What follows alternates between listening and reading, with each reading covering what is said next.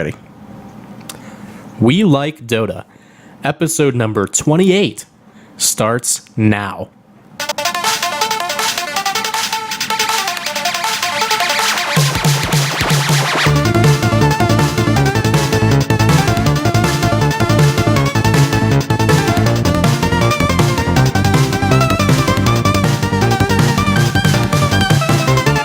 Hello, everybody. Welcome back to We Like Dota. This is We Like Dota, the internet's casual Dota 2 podcast.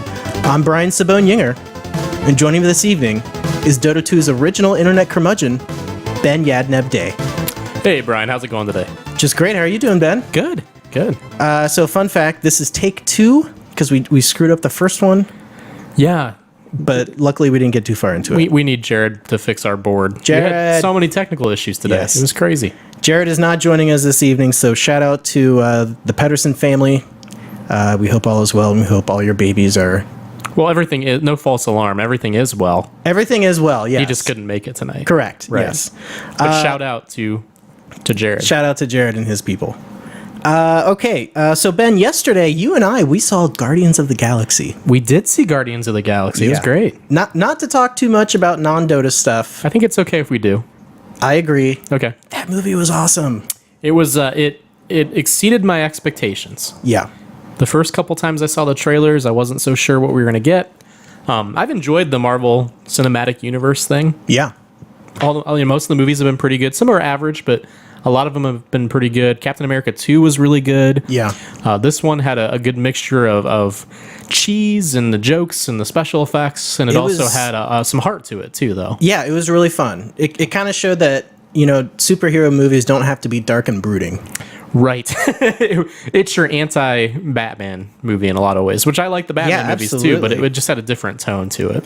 Yeah, it was a good time. I liked it a lot because, as you know, Ben, I'm a big fan of sci-fi and space.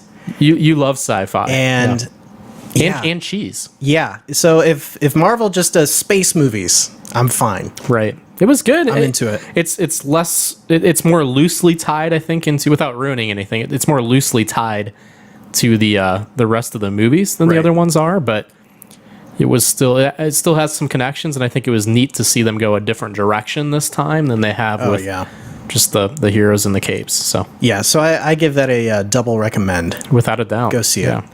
All right, but Ben, let's talk about what we came here to talk about, and that's the Dotes. That's what we do around here. We do talk about Dota.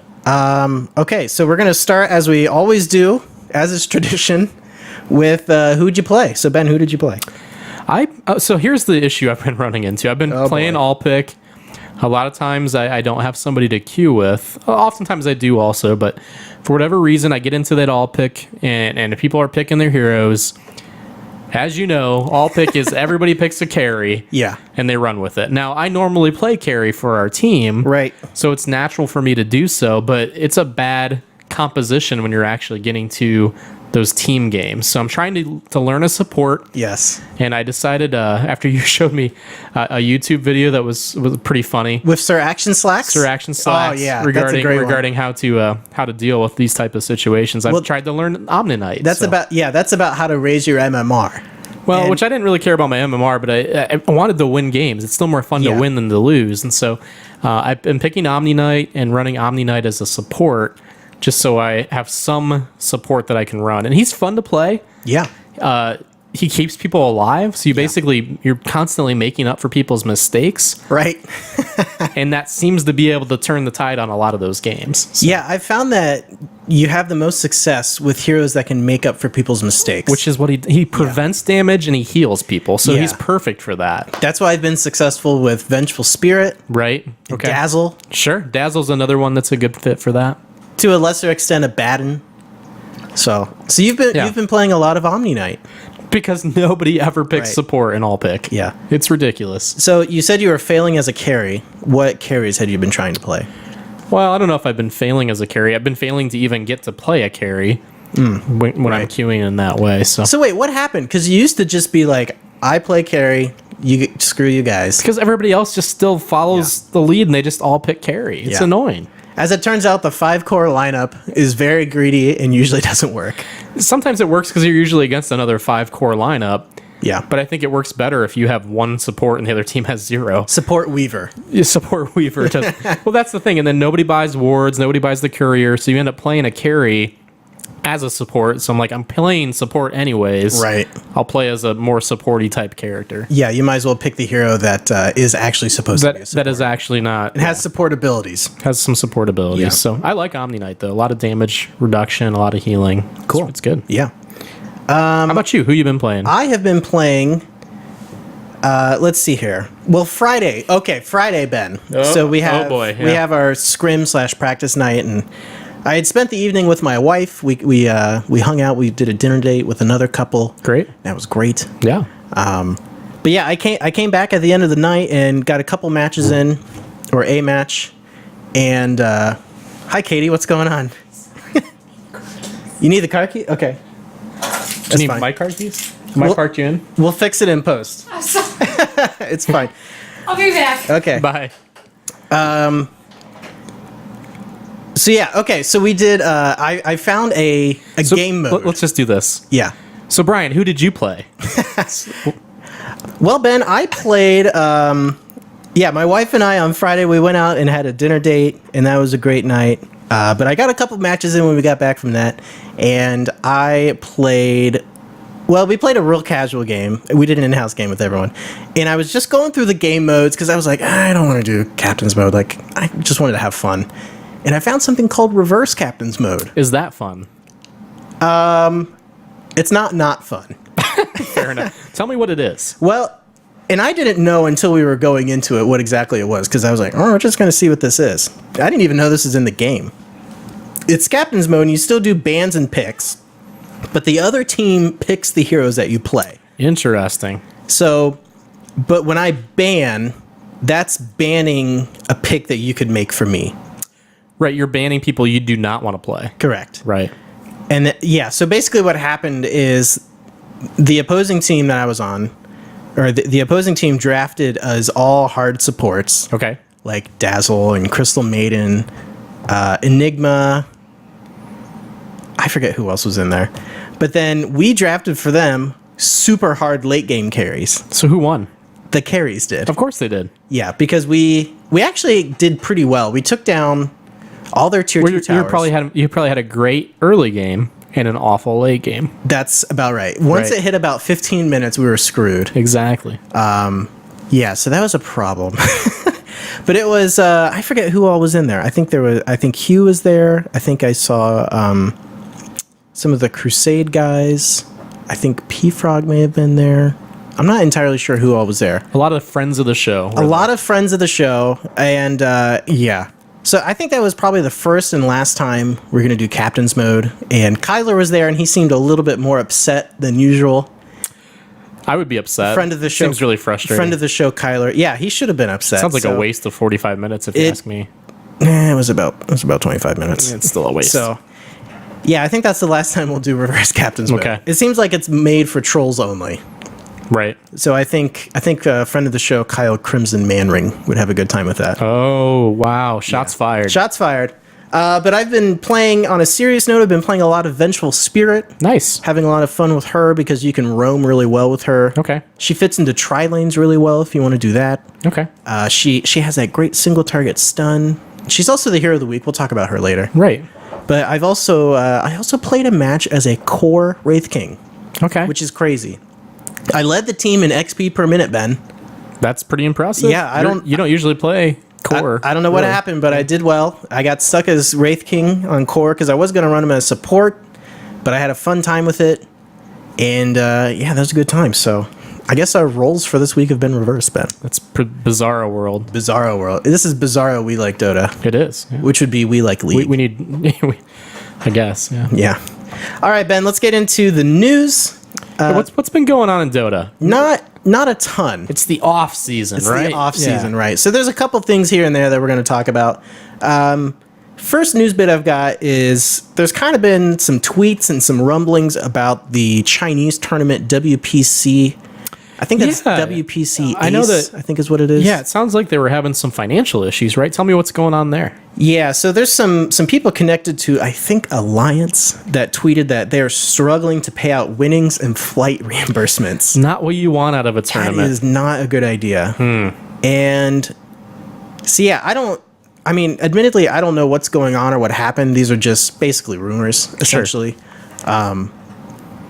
But yeah, I don't know what this says about like the health of Dota in China, because that's one of the bigger tournament scenes. I think it says, I think it's one of the negatives of having something that's less regulated. You know, the contrast to your League of Legends where they have more control over the professional scene is when you have all these intermediary tournaments, you're not going to have consistency in how they're run, right? I mean, you're going to run into some riskier situations. So it's scary. Hopefully they get it all worked out. And I feel for the teams. You know, it sounds like it's impacting the teams mostly, right? Because apparently TI4 is already paid out.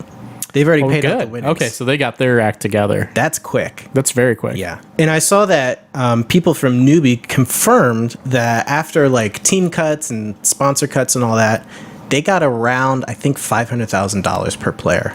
That's it, huh? Yeah. Okay. So I don't know what goes into the contract, and you got to remember they're probably getting a salary. Granted, it's $250,000. Absolutely. 500,000. Or $500,000. Yeah. Pardon me. Okay. That's a lot of money. That's about half their winnings. Yeah. So, but yeah, I would think those go into like salaries and stuff, and you know, just you would hope that they would at least. Yeah. Well, they got money. I'm sure they're not crying about having $500,000. I would be. I need more money, Ben, Well, yeah. or something like that. Sure. I don't know where you're going with that. Go Right. ahead. I don't either. But also, speaking of the Eastern scene, the Korean Dota League is going on right now. Interesting. Any of the teams that we've seen in the international represented there? Yeah, MVP Phoenix was playing in I think their like second string or second squad MVP top 6 or hot 6, whatever it is. And big news for Zephyr, the team that Purge is on. Yeah, that's exciting. I can actually announce that. I know that one. Yeah, let's hear it, Ben. Yeah, Ben Merlini's going to be filling in for a season for them. So yeah, and Purge is managing. He's going to be coaching, right? Yeah, coaching, YouTubing, and managing. Yeah, so good for him. I'm not entirely surprised by this because he admittedly has said many times that he's the weakest player on the team. Yeah, and I mean he has a real strength and a real presence on YouTube anyway. So it'll be fun to see Merlini playing in some of those matches. Yeah, that's pretty cool. Yeah. I'm excited for that. I'm curious to see like how that all came about. You know, it sounds like it happened pretty quick, from my understanding. Yeah, and Merlini's already out in Korea and everything. Yeah, I think you just grabbed the flight and went. So yeah, that's great. Good for him. Yeah, I'm excited to see that. And I watched it live last night. It was on at like 1 a.m. Oh, so the tournament's going on now? Yeah. Oh, okay. It takes place like in the middle of the night for us, and I was able to watch the end of one match, and there was like 20 minutes worth of like weird Korean commercials. Okay. So I wound up putting on some documentary about conspiracy theories on Netflix, which is great. Right. And but yeah, I can confirm that the KDL is going on and the commercials are weird. So that's about all that I can confirm. That's all you want to confirm. That's enough. Yeah. Right. So go check that out. I'm sure there's VODs somewhere. I would think they're on YouTube at this point, right? Or will be. Yeah. Or you could check DotaVods.com. That's have you ever been to DotaVods.com? I have not. No. That is a really great site for VODs. Okay. If you like, let's say you go to, it has them all listed out by tournaments. You can click on. So is it like a website where you can download on-demand videos of Dota matches? Well, what it does is, let's say I'm looking for TI4. What's so funny, Ben? Nothing. Go ahead. Let's say I'm looking for TI4. I click on TI4. It shows me everywhere they're available. So it gives you links to the matches. Links, yeah. Of videos of Dota matches Twitch or that YouTube have been played. Right. So that sounds exciting. I recommend it. Great. That's a definite buy. I'm not going to play the bumper. You don't have the bumper ready? I don't have it ready, no. That's okay. Okay. So, in big news, team shuffling news, all that bull crap.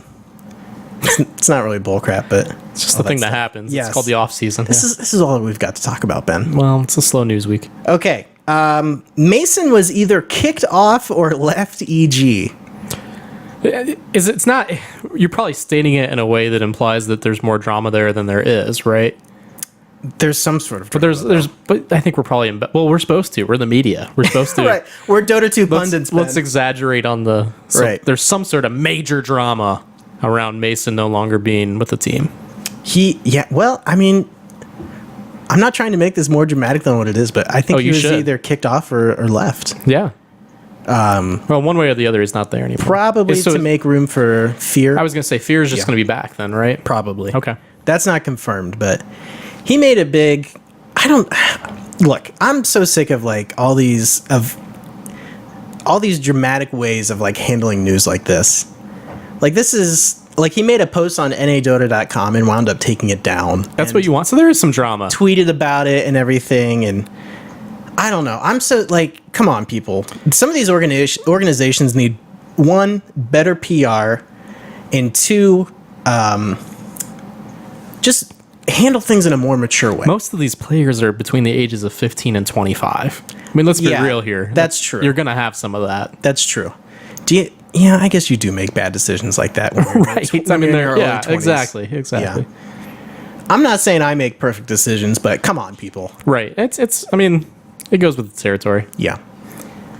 So there's that. Navi US not planning on making any roster changes. They had a really good showing. Yeah, they've already confirmed that they're going to stay together, and I think that'll only make the team a lot stronger. Now, Navi, though, is having some issues, right? They've got people kind of dropping off or no longer there. Yeah, these are only unconfirmed rumors. Right. That Puppy and Kuroki are either being dropped or are leaving to potentially be filled by, I think, some Roxkiss players. I didn't see who was going to fill in. No, I didn't see that. I don't think it was Goblock. I forget who it was. I don't remember. But somebody from Roxkiss. And then potentially somebody from Empire, I believe. So basically, we're in the part of the off season where there's lots of rumors going around. Correct. And we're going to have to kind of wait for the dust to settle in a lot of ways. Yeah. And what I suggest doing is just go to joindota.com, and they have like a news article where they just keep it all up to date. And whether the rumors are confirmed or unconfirmed, which is a big deal as well. Right. So yeah. I think that's where you should go. Yeah. And if I'm being honest, don't trust us. We don't know what we're talking about. Yeah, you certainly don't. Yeah. Okay. And Ben, something that you wanted to talk about this week is... Well, because it's such a slow news week, we need to talk about something. Right. So this is like the O'Reilly factor, okay? Well, and I think that this has been talked about, but I don't think we've talked about it. Yeah, and that is, should we have the option in matchmaking to surrender or concede, however you people want to call it. To GG. Whatever you want to do. Yeah. Just to end a match early because your team feels like they're not going to be able to succeed. Right. And Valve has publicly made statements about this. Okay. And they do not want a surrender option because there's a big potential. Well, I don't think a big potential, though. There's a slight potential for comebacks. You know why they don't want it, Brian? I think that? that's a bullcrap answer from them. You think so? Oh, yeah. Why do you think that? Hats. What do you mean? Because it throws the whole system off for EXP gain and battle points, and they have to put in a lot of work there to make sure that it's not manipulated to get people hats faster. Oh, interesting. That's what I think it is. You That's think a so? money move, yeah. And I think that's why League can do it. Conspiracy theory. It's not a conspiracy theory. I think the reason League does it, because they do it in their matches. If you have 3 out of 5 players, I believe it is, concede, then it's GG, game over, you're good to go. Yeah. Go on to the next match. Well, battle points are given out based on time. They are. Yeah. There's some things in that they've already done, yeah. right? But you also get them for playing a match. Mm-hmm. Wins and losses are there. I mean, I think it has to do more with the fact that Dota has gone with the monetization model around hats. Yeah. Because let's say even if you're on the team that is winning, yeah, you've lost some hat potential because the other team GG'd out, right? Because the match didn't go as long as it would have. I don't think so though, because it's just like a linear. Do you know how long it takes to get a match graph? Going? No. How long does it take a match to get going? You go in there. That's true. You got a queue. Yeah. You go through the whole drafting process. Yeah. So you lose a little bit out of that. I don't know, Ben. It seems a little conspiracy. No, Dota's economy is based around hats. I'll give you that. League of Legends economy, you pay for the game and you have to actually buy the heroes. Ben's phone's blowing So that's a whole nother deal. So I think that's a big part of it, is just the way the economy is set up. They have to make their money, and hats are the way they make their money. And so anything that could potentially manipulate hat gain, I think is a problem for Valve. Yeah. So, yeah, I think you might have something there. I don't totally know. I can't imagine the team that is behind or losing being like, okay, guys, let's... So wait, if you're saying you're ahead and you're winning, do you want the match to drag out longer? Right? Because the clock is ticking, per se, for battle points, for hats.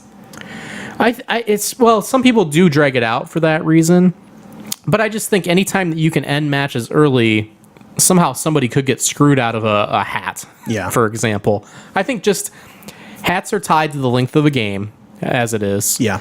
If you're starting to change that system, you've messed with the entire Dota 2 economy.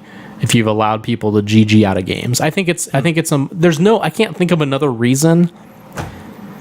I think the reason for... I think Valve, well-intentioned, thinks that if you take the option to GG out, I think they legitimately think that you're going to miss out on some of these epic comebacks. There's games these people know they have lost, and they don't want to play them anymore. So there's more to it than that. Those huge comebacks so rarely happen. Right. You need to put that decision in the player's hands. If they're smart enough to come back, they're probably smart enough to decide whether they can or cannot come back. Yeah.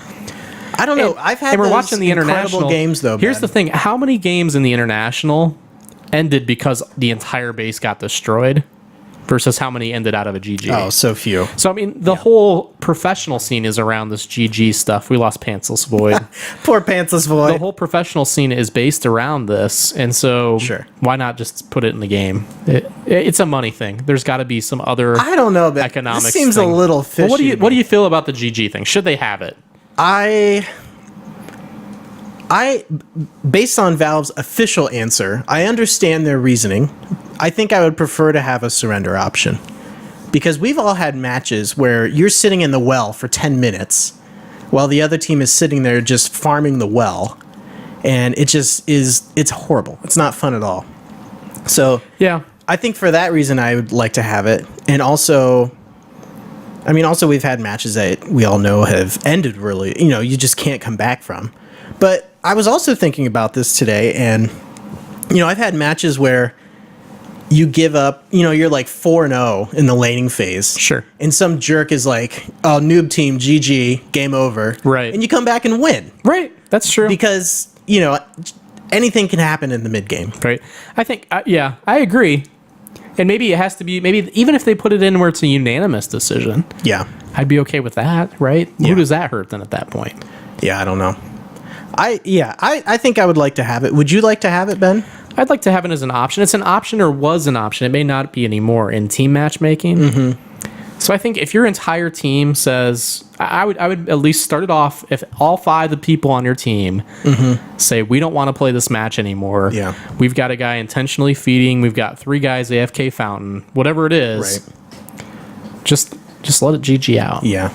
Well, that's already in team matchmaking, as you said, and also in private lobbies as well. It is, yeah. So that's interesting. But I do think it's a money thing. That is interesting, though, well, see, I think your point's moot here because it's in team matchmaking, and you still get hats in team matchmaking. But I don't think it's abused, I don't think it would be abused in the same way. But maybe it is wrong. Maybe I'm wrong. Yeah, I don't know. I just don't understand why they wouldn't do it. That is an interesting thought, though, because... Let me ask you this. What percentage of the community doesn't want that feature? I would think that's got to be pretty low. Right, so Valve is doing it for some reason, and the only reason that I can see that they're doing it is because they feel like it's best for their game survivability, which I think involves the monetization model. And you think their official answer is crap? Right. Well, you think that's a line. Look, how many complaints are you going to get? I bought a battle bonus, and all my games are getting GG'd out. But that only counts for in-game time, which is getting less and less every time I go play. Do you know how many hours of time I have to play to get in to queue for these matches, to do the drafts? But your battle bonus is only ticking down when you're controlling your character. But listen, I really wanted to use the battle bonus this weekend. Yeah. You're going to get complaints. Yeah, that's true. Yeah, I don't know. That's an interesting thought, though. But Yeah, I typically tend to think the best of people. You know this about me. I tend to have the nothing but the best in mind for people, and you kind of tend to think the opposite. I think sometimes, which is probably good. I'm a natural skeptic. I'll give you that. Yeah. So I think the answer probably lies somewhere in between there. But regardless, we want a surrender option. I think it would be good. I'm not opposed to it. So. Yeah. But it could be annoying too. I did really like that in StarCraft, where it's like, well, my base was just overrun by Zerglings. There's nothing I can do. It's 5 minutes in. GG. I think it's a consistent genre thing to offer that. And so it's just weird that they don't offer it. That's true. So that's the only thing I would say. I would be interested to know if you could do that in like Smite or Dawngate or we could ask Infinite Crisis. We could ask friend of our show, John, about that. He's a top 200 Dawngate player. Is he really? I don't know. Oh, let's not ask John about that one. Well, that's your choice. Let's just or you could ask him. All right. So is there anything else to cover on that, Ben? I'm over it. Okay, you're over it. All right, let's move into the hero of the week. Ben, the hero of the week is Vengeful Spirit. Vengeful Spirit, okay. Yeah, I've been playing her quite a bit lately. Well, and tell me a little bit about, let's start with, tell me about her items. No. Let's tell me about her abilities. Let's start with her role. What's her role? What does she do? Her role is typically support. Okay. But she is an agility-based hero, ranged agility-based hero. So she has a little bit of carry potential. You can kind of semi-carry with her a little bit because, your hard carries are generally agility heroes. Right. But yeah, generally... Why isn't she run as a carry? That's a good question. I think it's because mostly her, her base damage doesn't scale super well. Like, she doesn't have a ton of abilities that are giving her more damage potential. I would disagree with that statement, but maybe the hardcore, like the hard numbers behind her, are not conducive to it. She does. She does have her passive, which does give her a bonus damage. Well, and wave of terror. Let's go into the abilities. Let's talk about what she has. Yeah. Okay. So her first ability is Magic Missile, which is a Q. Which is this a call out to D&D, by the way? Well, that's one of the abilities that wizards have. It's a consistent part of fantasy lore and fantasy gaming, so I suppose so. Okay, but it doesn't seem like what I envision as a magic missile. To be honest, it seems like it's a misnamed ability for her. Okay, that's fair. Okay, Magic Missile fires a magic missile at an enemy unit, stunning and dealing damage. So at level 1, this does 100 damage and stuns for 1.5 seconds. I'll just talk about the damage. The damage is 100, 175, 250, and 325. So what's the stun duration? The stun duration is 1.45, 1.55, 1.65, and 1.75. So I would say it's an average nuke stun. Yeah. The damage scales better than the stun duration does. So, and her W is Wave of Terror. Vengeful Spirit lets loose a wicked cry, weakening the armor of enemies and giving vision of the path. The vision of the path part is pretty good there, by the way. It can be used. It gives you effectively. You can use this uphill to get vision uphill, which is really nice. The damage is 30, 50, 70, and 90. Yeah. The armor reduction is -3, 4, 5, and 6. Pretty good. Vision duration is 3 seconds at all levels, and the debuff lasts for 20 seconds. I like the debuff length there. So armor, like -3 armor reduction at like level 1, level 2, that's nice. It has a decent range to it, so I could see it being nice to get a little bit of extra damage if you're chasing somebody, but that's really low damage. It's not much of a nuke. It's more a setup move. Yeah, you're not using this for damage. You're using it for the armor reduction and for the vision. Without a doubt. Yeah. Her E is her Vengeance Aura, which was kind of changed recently. Vengeful Spirit's presence increases nearby friendly units' physical damage. If Vengeful Spirit is slain, this is the part that's changed, her killer will be possessed with a negative Vengeance Aura, reducing the damage of her killer and its nearby allies until Vengeful Spirit revives. So, a feeding Vengeful Spirit can be an okay thing. I don't know if I'd go that far. Yeah. But at least that lasts through death. I guess that's the plus. Okay, so the range on it is 900. The damage bonus is 12, 20, 28, and 36%. Okay. So that's okay. It's okay. It's okay. It's not great for 1 or 2 people, but when you have your whole team there, it's great then. It's pretty nice. And her ultimate is Nether Swap. Instantaneously swaps positions with a target hero, friend, or enemy. Nether Swap interrupts channeling abilities on the target. That's probably her best ability. Yeah. It's her ultimate It's ability. her signature ability, for sure. Yeah. Yeah. I think it's the reason you pick her. Yeah. Yeah. It's... You don't seem to agree. Well, it's... Yeah, when I see the other team pick Sniper, I immediately pick Vengeful Spirit. I think it's used to counter her, or a Sniper. It can be used to counter Faceless Void, Drow. There's a lot of heroes that she can counter with that. Witch Doctor, right? Because it stops channeling abilities. So, Right. I mean, there's a lot of... That's a good point. Yeah. So the range on this is 650, 925, and 1200. Great range. With the Scepter, the cooldown on it is 10 seconds. Otherwise, it's 45 seconds at all levels. Pretty great, too. And with the Ag Scepter, you can use it on trees as well. You can swap with trees? I didn't know that. Yeah. So Why would you do that? Well, you can use it as like an escape. Okay. I think the range... I don't think there's a range bonus with Scepter. So the Scepter is... Yeah, it's okay. It's nice that it's 10 seconds. I would say the cooldown's the biggest plus there. But yeah, as we were talking about earlier, I think with Vengeful Spirit, I think her strength just comes from... She brings a little bit of everything. Yeah, she's got the nice debuffs that she offers. She does have a nice stun. You always want to stun on a support. I feel like that's always a nice thing to have. And then I love Swap. I really see her as a great counter pick for a lot of heroes. Oh, I agree. I don't know if she fits into every lineup, but if you see a Sniper, you see a Faceless Void, you see a Witch Doctor, I think all those are good. Well, I think what we've really been learning about Dota, maybe in like the past 6 months or so, because we're noobs. We're noobs, right? We don't know what we're doing.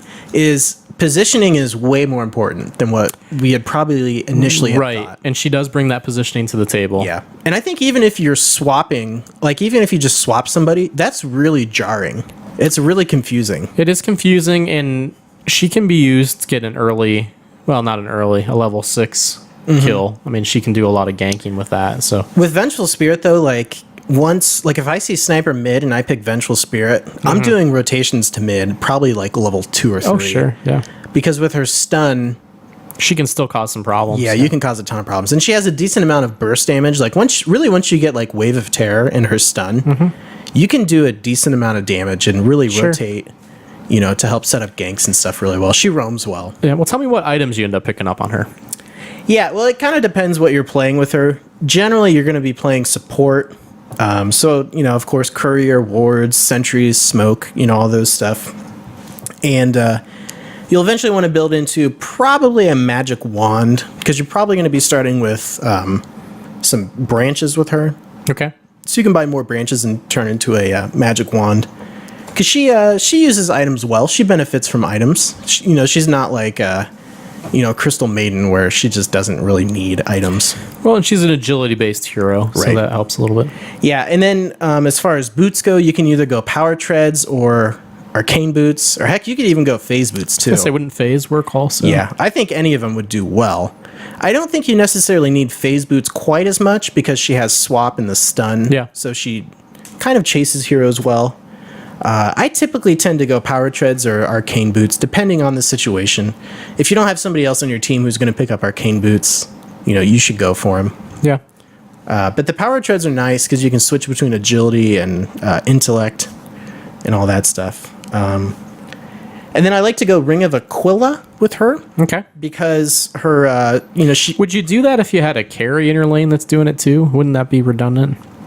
Yeah, if you have a carry in your lane who's going Ring of Aquila, I wouldn't necessarily pick it up. So she's going to be situational, I would think. Yeah, but typically I would tend to go for it regardless. Maybe. Okay. I don't know. Because what's the aura from it? 2? I think the armor is, you get a 2 armor. Yeah, but it's not going to stack with another one, though. Right. But she does benefit quite a bit from the +9 damage and the extra agility you get from that. Okay. So it's a good item. It's situational to pick up a Medallion of Courage, because the medallion synergizes really well with the Wave of Terror. Sure. So, and with the medallion, you can go for some pretty early Roshan kills. I was gonna say that could help with Roche. So that's nice. It sounds like from what I'm hearing from you, there's no go to always get this on her item. Yeah, a lot of what she gets is very situational. So, And she could probably get a lot of. I mean, if she gets some farm, get a lot of those carry items too, like a Desolator. yeah, I've gone Desolator before to even, really good effect. Butterfly, of course. But I typically tend to go for like Mechanism or Drum of Endurance. Right. She fits really well into that like number 4 support where she's Sure. kind of farming or doing a little bit more damage. Let me ask you this question. Okay. This isn't one we usually ask. What heroes, if you're picking Venge, what heroes do you not want to see on the other team? Who are you scared of? Oh, that's a good question. I'm not sure, to be honest with you. Okay. I think she fits into most lineups really well. I don't think there's really any heroes that necessarily shut her down really hard. Okay. Yeah, I'm trying to figure out who that would be. I can't really think. I kind of can't- stumped you with that one. Yeah, I can't think of anyone that would be like, oh, don't pick Venge. Yeah. And maybe it's because she has a pretty good kit that Yeah. she brings to the table. So. Do you have anything in mind? I don't. I was just curious. The one item that I think is almost something you should get every game with her is Force Staff. Okay. Why is that? It's, well, one, it's a good support item, but two, since she's already very positionally dependent, you can Force Staff into a fight, swap somebody, or you can force staff somebody out of a fight and swap them. You know, it's to help you expand kind of your positioning exploitation methods. Why that over a Blink Dagger? You could go Blink Dagger as well. Okay. But I kind of typically since she's a support, I tend to prefer Force Staff. Well, you tend to prefer, your personal preference tends to be Force Staff over Blink Dagger most times anyways, I would say. It depends. It depends, like, if you're an initiator, I prefer Blink Right, Dagger. oh sure. But like a support who's probably going to be taking a decent amount of damage and is going to be kind of dipping in and out of fights a lot, I think Force Staff makes a little bit more sense. Because with Blink Dagger, when you get hit, you can't blink. That makes sense. And she benefits from the extra intellect. You know, she gets some bonus mana from that and all that. So I think it's a decent pickup on her. Okay. I like well, that. tell me this then. Recommend, don't recommend, where you at? Oh, I'm a definite recommend with her. Yeah, okay. Me too. I think in all picks, she's one of those heroes that is not nearly picked enough. Especially, I mean, you can just annoy the crap out of the other team's carries. Yeah, I think I really like her just as a counter to what the other team's doing a lot of times. Yeah. When I see Drow Ranger or Sniper, I almost insta-pick Oh, sure. Vengeful Spirit Without a because doubt. she just destroys them so hard. Because if you're in the middle of a team fight and you see Drow Ranger on the outside of a fight, you swap her in, she's dead. Let me say this, though. If you're picking her, you better hope your team is smart enough to pick up on the fact that you're swapping. Because you can swap yourself into some really poor situations also. Yeah, that's true. What I typically tend to do, though, is I swap and then stun. You still can swap yourself into some bad Well, situations yeah. if your team's not Yeah, going to yeah, have any yeah. follow-up. And that's something to be considered is be careful when you're swapping. Because Be careful swapping. Yeah. it's you can make some really dumb swaps. Like if you have I was playing with a Marana once and I feel bad for this person. I swapped like right before an arrow was gonna hit.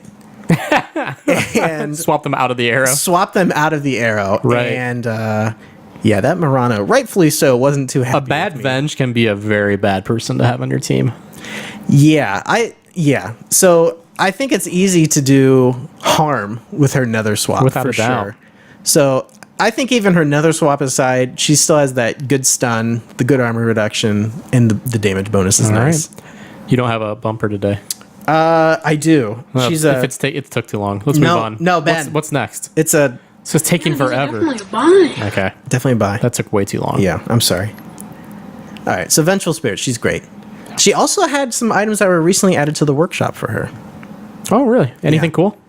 Let's see. About 3 months ago, she had like a mythical set Okay. that was pretty hot. All right. Pretty hot commodity there. All right. There we go. So pick her up. What else do we have for tonight?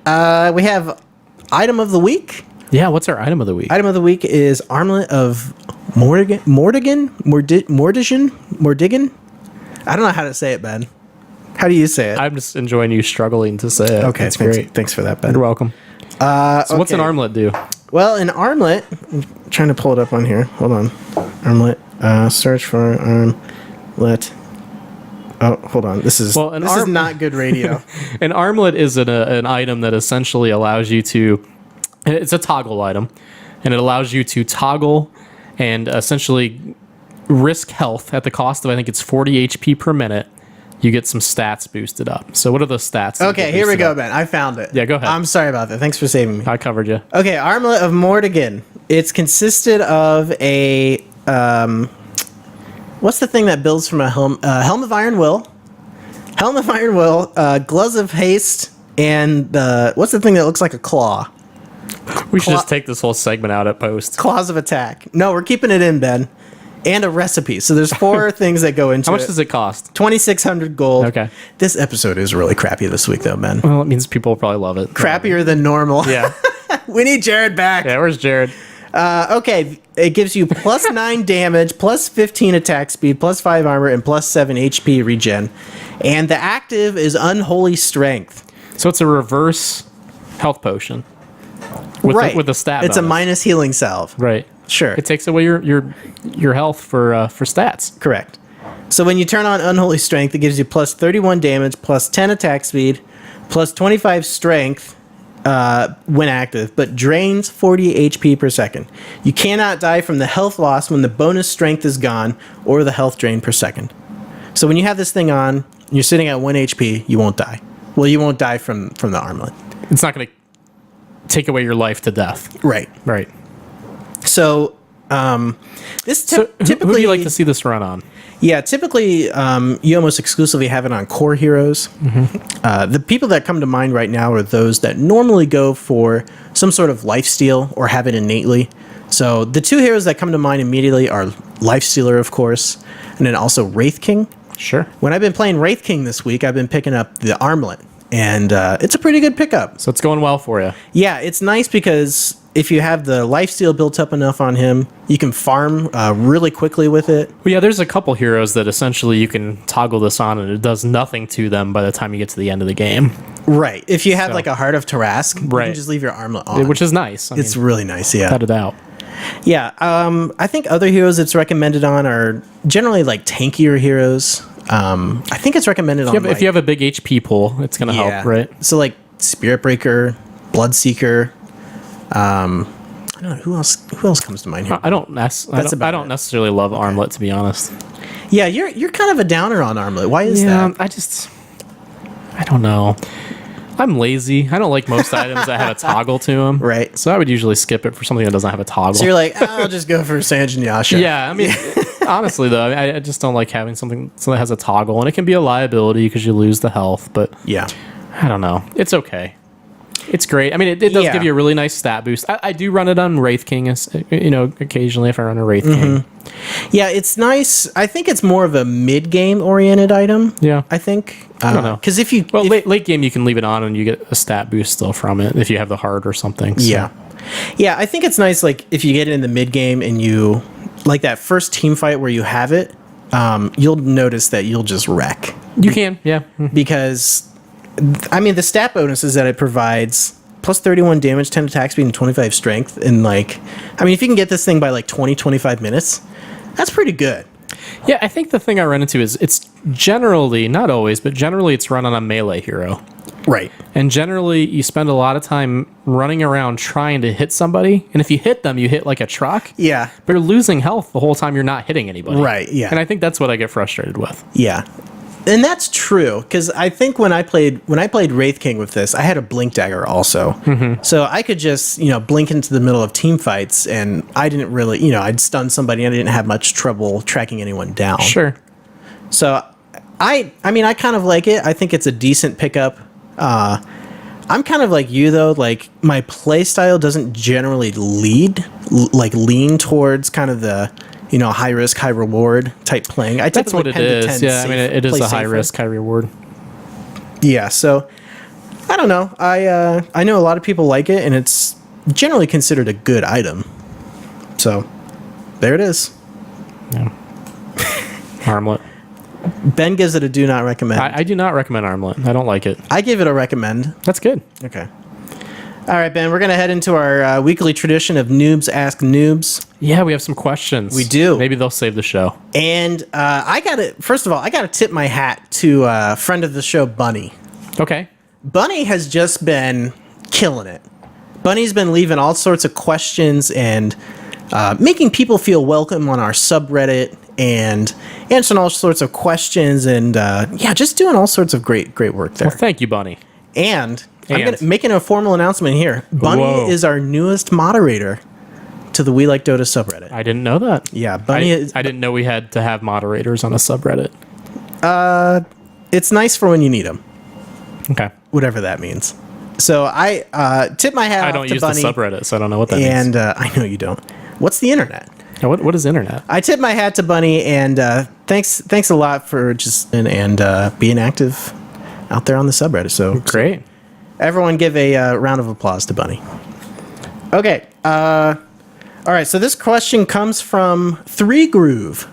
Oh, it's not from Bunny? This is not from Bunny. After all that build up for Bunny. We've got a couple of Bunny questions coming up. So okay, just hold on to your butts here, Ben. Okay.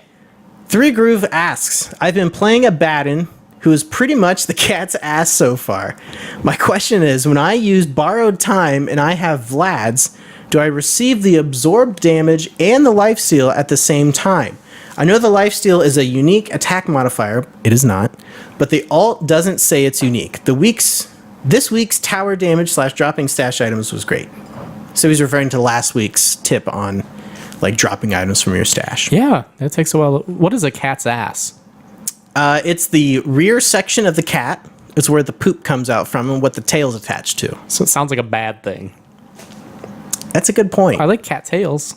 Is he saying that's bad or good? I think it's a good thing. I think it's a common euphemism for something that is great. I've heard cat's pajamas. Wait, what? Is that a good thing? I think so. Cats aren't supposed to be in pajamas, Ben. I think they look cute when they're in pajamas. Have you seen cats in pajamas? Not as often as I'd like. Okay. So we're saying cat's ass is a positive thing. Yes. Okay. Anyway, do you know the answer to this question? I have no idea. Do you? Because you sound like you did. Yeah. Well, I think Bunny actually posted a response to it. And So you're assuming he's right, and you're going to reiterate what he said. Correct. Well, first of all, Lifesteal from Vlad's is not a unique attack modifier. If something's a unique attack modifier, it will say in the tooltip that it is a unique attack modifier. I believe Vlad's is the only item you can pick up where Lifesteal is not a unique attack modifier. I would not swear by that, but you might be right. I'm willing to swear by that. That's fine. Yeah. But I think the general consensus is no, you do not. It's an entirely different source of damage and source of... It's not considered like an attack or anything like that. So if somebody's attacking you, and I believe I'm...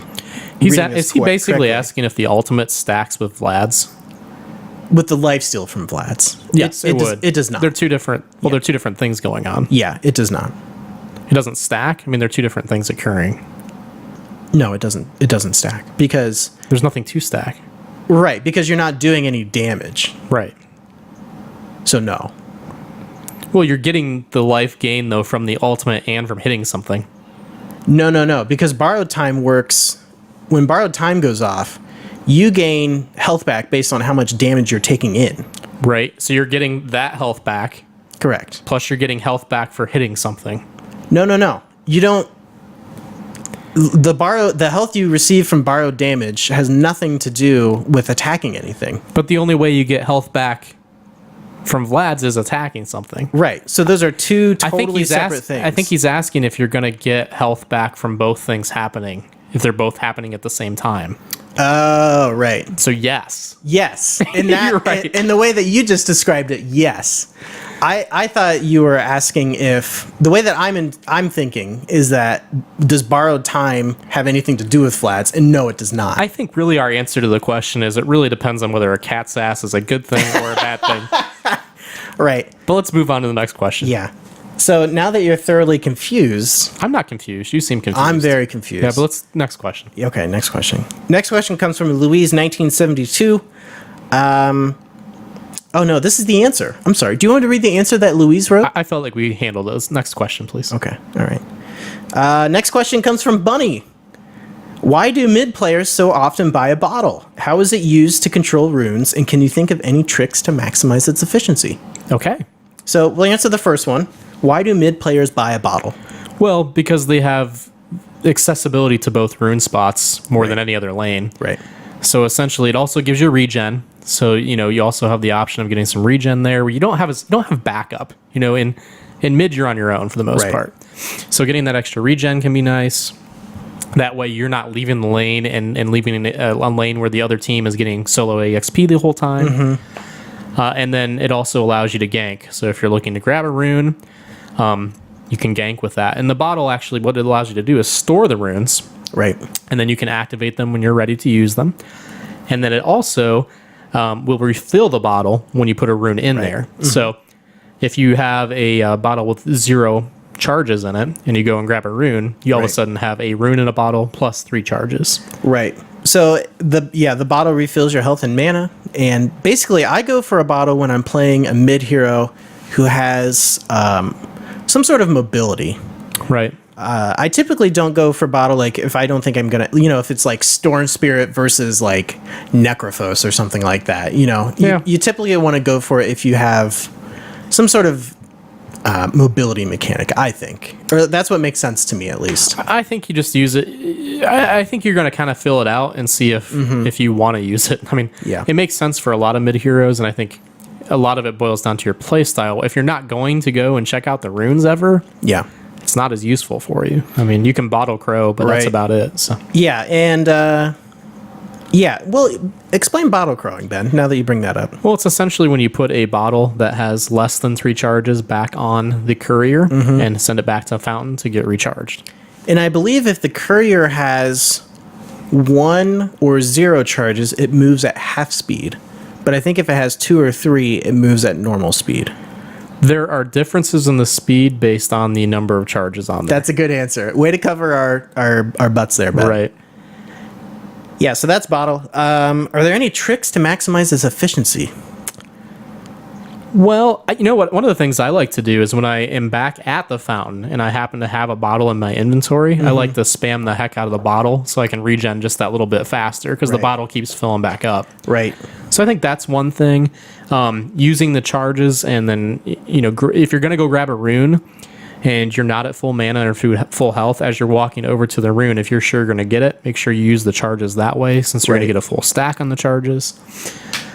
I think outside of that, not necessarily. I don't necessarily have anything. I mean, the bottle crowing mechanic, it's not something I pay a lot of attention to. Yeah. But there is, like you said, there's a speed difference based on how many charges. So if you're really trying to maximize it, that's the other thing to keep in mind. Right. So here's some efficiency tips from Bunny. Okay. Bunny is great. He'd post the question and then answer it in a separate thread. Okay. So it's spoiler free. Great. Yeah. He's not trying to steal our thunder. Spoiler free answers to questions? Right. Exactly. Okay. That's fine. Okay. But isn't the point of the noobs asking us is that we're also noobs, right? I think there's a certain charm to that, I think. Yeah, right. Well, Bunny as much a noob as we are? No. Okay. So this is what expert Bunny says. Bunny's badass. What Reddit moderator Bunny has to say about the topic. On efficiency, he says, always use your charges before grabbing a rune, as the rune will refill the bottle to max. We already said that. Note that if you use an invisibility rune from the bottle, you can actually use a bottle charge immediately without breaking invisibility if desired, due to the fade time of the invis rune use. That's a good pro tip. Yeah. Yeah.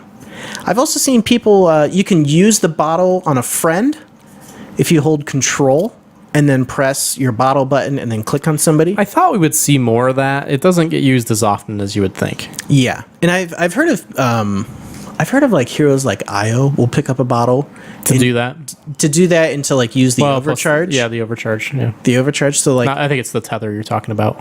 We're sharing the healing. Something like that. Yeah, whatever it is. And, like Io will just rotate around healing people, but that's neat. Yeah, you don't really see that too often, so I don't think it's incredibly viable. All right, bottle's one of those items you wish it was a little bit more fun than it was. It's fun, but you're like, it's not as fun as you think it's gonna be.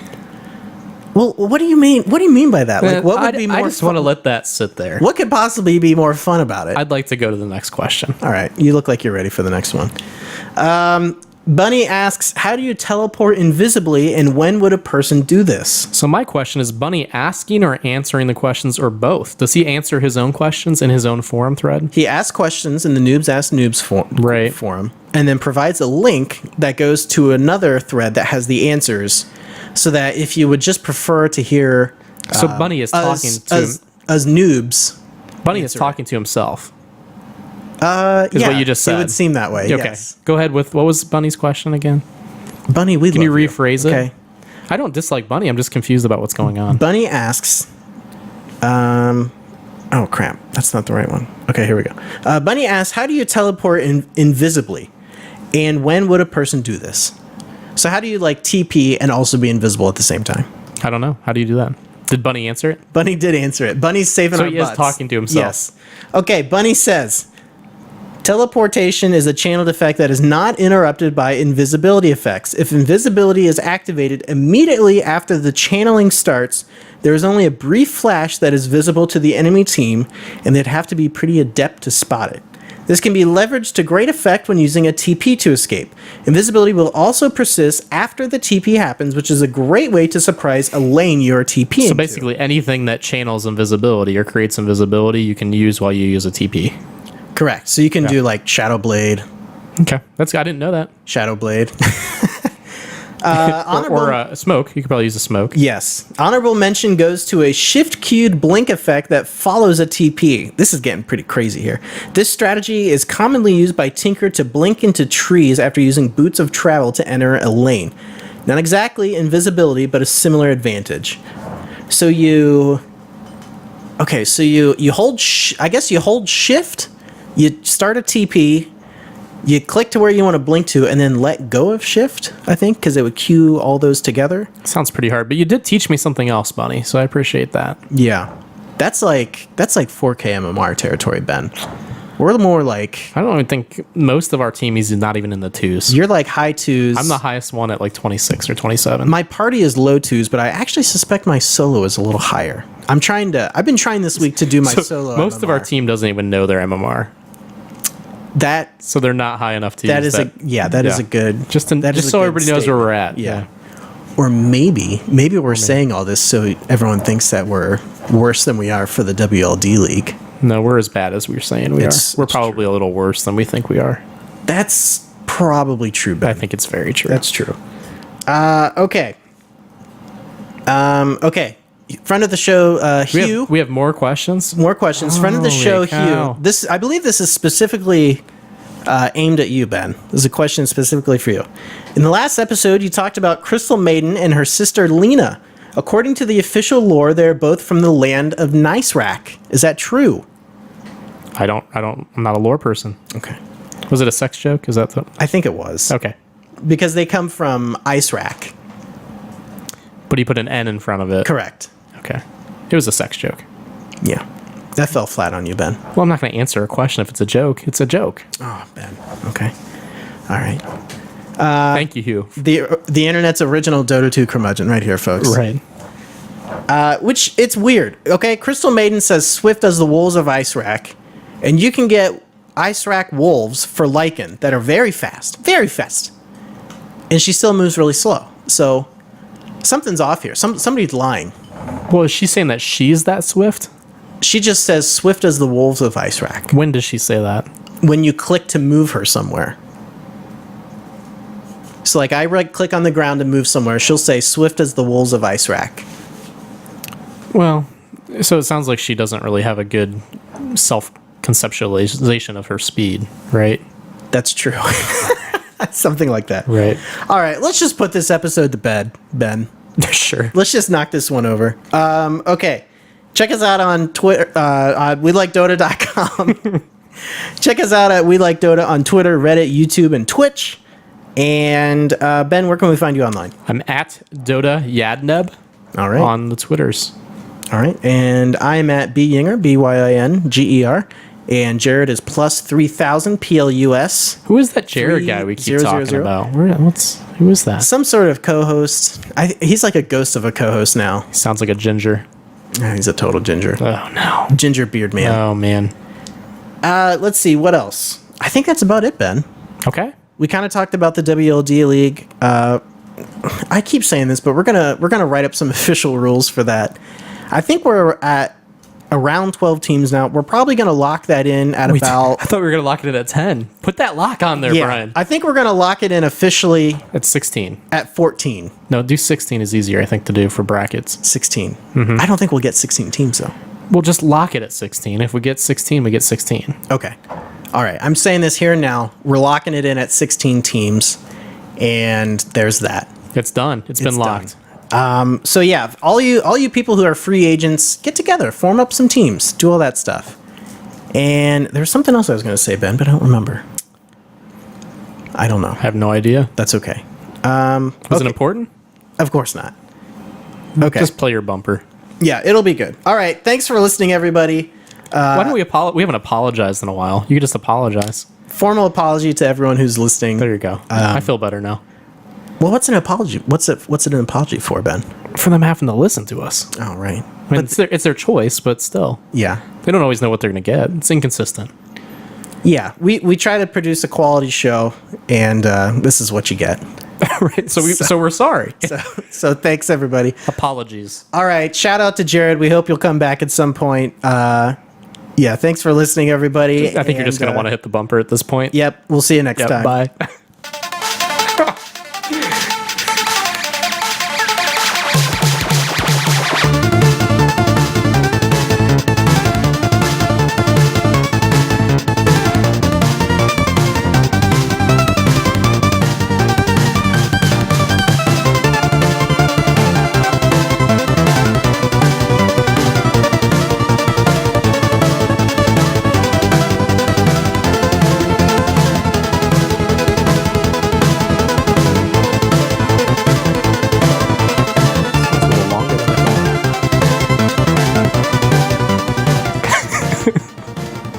Is it still going?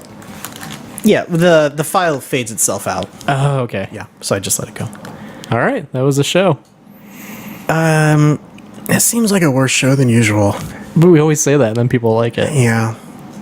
Yeah, that's true. Record high of listens last week, Ben. Yeah. You want the official count? Was it just... No, we had Jared last week. That's probably we had the Jared bump, right? Was Jared here last week? Yes. I can't keep track of when he's here or not. He was. Yeah, where are we at with the last week ones? Yeah. You think it was that bad of a show? I think it was just average. Yeah, I think it was fine. I think there's something to be said about... slow news. There's nothing to talk about. Yeah, I think there's something to be said about, like, just doing something every week, you know? Doesn't have to be spectacular. I think you're stressing too much about it.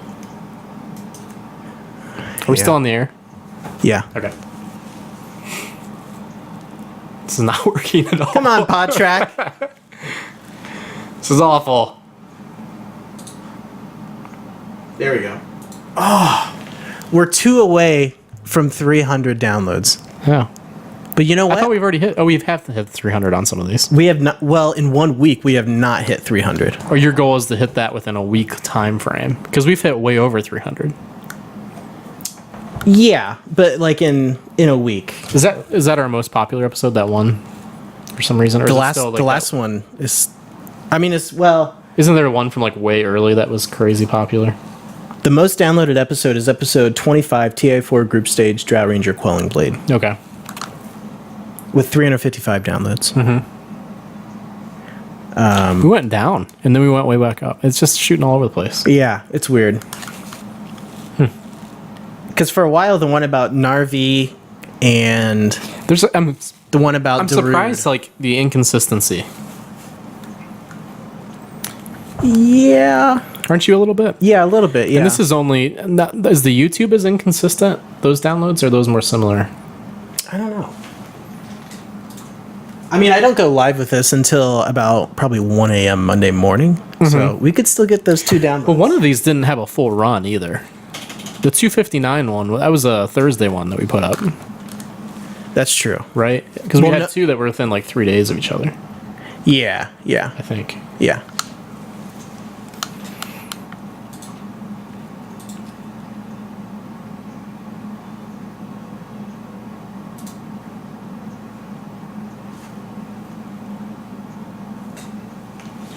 It usually hovers around, like episode 25, that one that was real popular about the group stage, TF4 group stage, and Drow Ranger has 48 views. And then the two newest episodes of the podcast have 27 and 19 views. So Yeah. that's about what we get. Yeah. That's about right. But like I was looking at, like I was just looking at downloads in like a week for the entire show. Yeah. And For just like random episodes? how did I get to it? 'Cause I'm sure some people just pick random episodes, huh? Oh, so it's going up. Oh yeah, Every yeah. week. Yeah. Between 721 and 728, 519 downloads Okay. In a week, yeah. in a week. Yeah, it's pretty good. That contributes to my high file hosting EP-ing? costs. Or my EP-ing. Remember that? That was a World of Warcraft was, joke yeah, it at an was. April Fool's thing. It was. Well, this is fun. Cool. It's done. We had more downloads in June than we did July. What's going on in July? I don't know. TI. TI. Yeah. No. More in June than July. Right, so July dropped. That's what Right. you're saying, right? Yeah. But we've had more each episode. It's downloaded more often. Like the newer episodes get downloaded faster. Yeah. I've noticed a huge So uptick it's in like we're growing. people are not visiting the archives as much, is what's happening. Something like that. Well, because yeah. they're listening to the new episodes more. Yeah. I don't know. Long story short, we're growing. Yeah. That's good. Yeah, Sarah said, "What time are you going to be able to get home? I need you to fix the internet." I'm trying to explain to her there's nothing to fix. Time Warner's probably borked. Internet sucks. Well, I'm just trying to explain to her, like, she's like, "But I know you do something when you come home." I literally unplug the router. I plug it back in. Did you hear about how I read an article about how Chattanooga, Tennessee, Yeah. they were like, the internet sucks around here. We're just going to build our own network. They should. They did their own fiber Remember network. Google was going to like give internet to everybody at some point. What happened to that? Well, cities that have Google Fiber, you can get a 5 megabit down connection for free. How do we get one of those cities to be Google Fiber City? I don't know. How do we need make to Kent do that? petition We're a to college Google. town, we're- Yeah. I don't know. We could the benefit black from squirrel, The black squirrels are here. And we got The squirrels would chew through all the there's a lines. school shooting. I don't know what else. What's going to There's a drop? school shit? Oh, back in the 70s. There's a Neil Young What do you mean song there was written this? about Yeah, we've it. got a Neil Young Yeah. song. What else is there? Mm-hmm. What do we have to do, Google? My hope is that the city of Kent will just build their own network. I don't think they're going to do it. I don't think They don't will seem like either. they're high on technology. I feel like BG was more likely to do that. Yeah. In Kent, Do you they're know just... you can't drink the water in Toledo right now? Dude, that situation's crazy. Oh my gosh. Yeah. It's like sold out in Bowling Green. They sold out of water in Bowling Well, Green. their water source in BG's from the Maumee River, so they're They fine. can drink in the water Yeah. in Bowling Green, but people have gone to Bowling Green and they've... Well, it's from all this ransacked. like runoff and pesticides that the farmers are putting into Lake Erie. It's like So algae bloom or it's, something. It's stupid, yeah. We have the biggest... The Great Lakes are the largest source of fresh water in the world, Screwed it all up. and we're dicking ourselves over. Right. Wow. A little graphic there. Yeah. Wow. Okay. That's kind of true, though. On that note, I think I'm out. All right. Cool, man. Bye, Ben. See ya. I don't know when. I'm not really sure. I'll see you online for sure. Yeah, I'll Whoa! probably go home. Oh, my sunglasses. My feminine sunglasses. Puck was wearing them. Yeah. Yeah, I'll probably actually play a match or two if you want to.